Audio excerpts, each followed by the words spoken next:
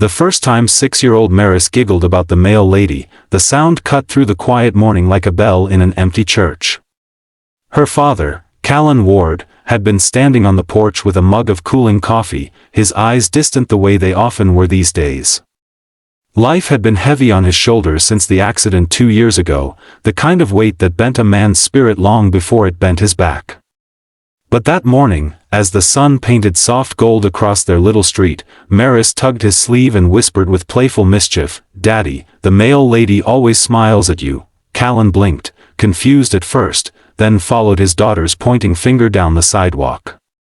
The mail carrier, a woman with a sun-warmed face and a canvas satchel, was slipping envelopes into the neighbors' boxes. She did smile, softly, kindly, when she noticed him looking. Callan nodded politely, the kind of distant acknowledgement people give strangers. But Maris burst into another giggle, the sort only children can manage, as if she knew a secret the grown-ups hadn't figured out yet. Before we continue this heartfelt story, take a moment to like, comment, share, and subscribe to the channel Whisper Tales 3 if you believe in kindness, second chances, and the quiet miracles that happen in everyday life. Your support helps keep these stories alive. Callan Ward hadn't always been the quiet man on the porch. Once, he had been the loudest laugh in any room, the neighbor who helped fix fences and carried groceries for the elderly couple down the street.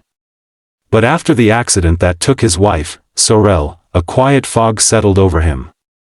Raising Maris alone while working long hours repairing old motorcycles in a small garage across town drained most of his strength.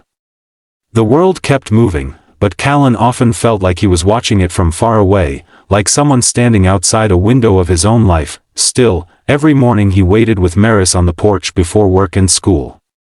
It had become their small ritual. The air smelled of fresh grass and distant coffee from nearby kitchens. Maris would chatter endlessly about birds, clouds, and imaginary adventures, while Callan listened quietly, grateful for her voice filling the spaces that silence once swallowed. And every morning, the mail carrier passed by. Her name, he later learned from a small badge, was Elira Boone. She delivered letters with an easy rhythm, greeting neighbors with warm nods and the kind of genuine smile that seemed to carry sunlight with it. She didn't linger, and she never said much to Callan beyond a simple hello, but her presence somehow softened the mornings. Maris noticed everything.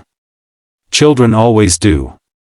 She noticed the way Elira waved at the old man watering his roses, the way she bent down to pat the stray dog that wandered the street, and most of all, the way she smiled at Callan every time she walked past. Weeks passed, and life remained ordinary but heavy. Bills stacked on the kitchen counter. The garage needed repairs. Maris needed new shoes. Callan carried these worries quietly, believing that strength meant never letting anyone see the cracks. Then one bright afternoon, Maris made her move. It was a warm Saturday filled with the lazy hum of cicadas. Callan was kneeling beside his old pickup truck in the driveway, trying to coax the stubborn engine into cooperation. Grease streaked his hands, and frustration pulled tight across his face. Inside the house, Maris had been busy with crayons and paper, her small brow furrowed in serious concentration. When Elira's familiar footsteps approached along the sidewalk, Maris suddenly burst out the front door, clutching a folded drawing in both hands. She ran toward the mailbox with fearless determination, her pigtails bouncing with each step. Callan barely looked up until he heard the cheerful voice of the mail carrier laughing gently. Maris handed over the drawing with proud excitement. It was a simple picture in bright, uneven colors.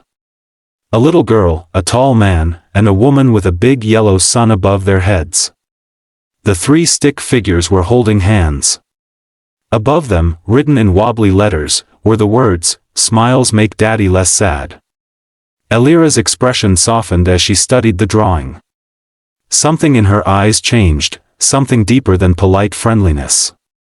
She glanced toward Callan, who had now stood up awkwardly, embarrassed and unsure. For a long moment, none of them spoke.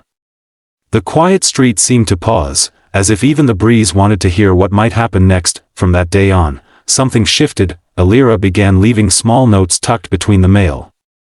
Not long messages, just gentle reminders written in looping ink. "Hope today is a good one. Don't forget to breathe." Your daughter's smile could light a city. They were the kind of words that seemed small but carried surprising warmth. Callan never asked why she did it. Maybe he was afraid that speaking about it would break the fragile kindness she offered. But slowly, the fog around his life began to thin.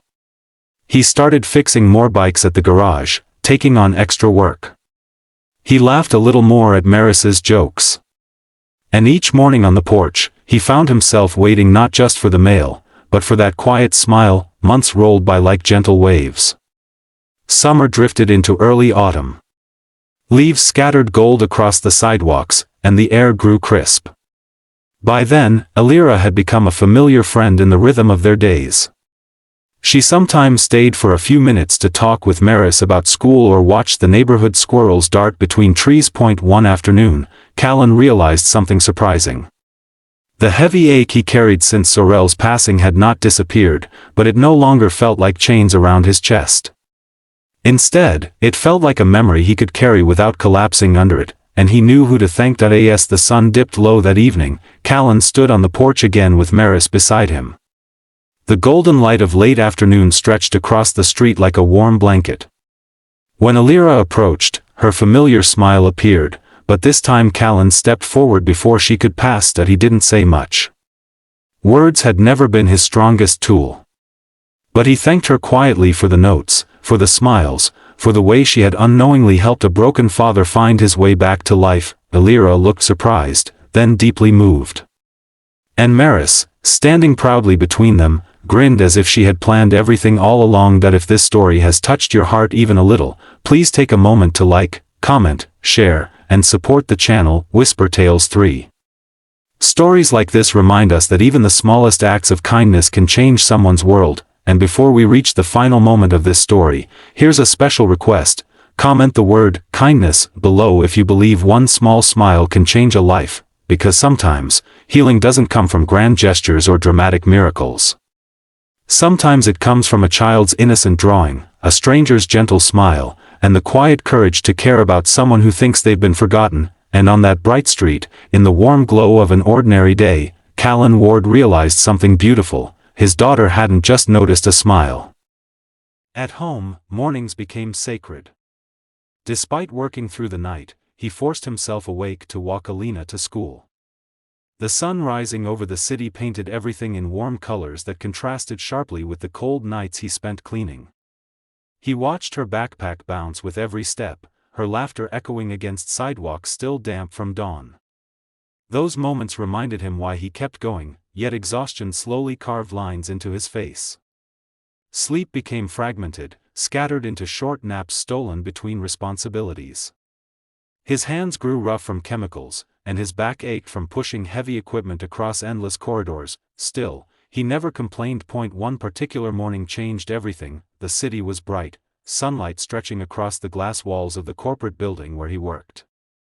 It was unusual for Elias to be there after sunrise, but a broken cleaning machine had delayed his shift, forcing him to stay longer than usual. As he moved toward the maintenance room, he heard frustrated voices echoing down the hall, sharp, tense, filled with urgency. Employees gathered around